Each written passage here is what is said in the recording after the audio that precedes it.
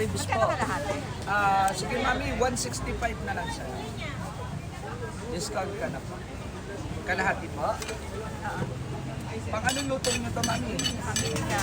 Pang sigang po. Saan gusto mo? Dito or dito? Dito.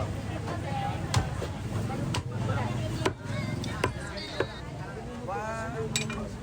Oy, papahiwa niya. Papahati. Asam na. Mami, ito po, bali 180 po. 180 ma'am. Anong gawin po? Sumobra lang siya ng konti.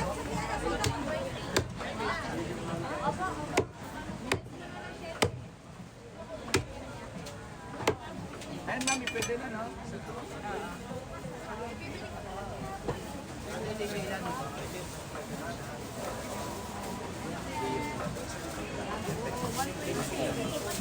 Ito po ma'am, 180 po.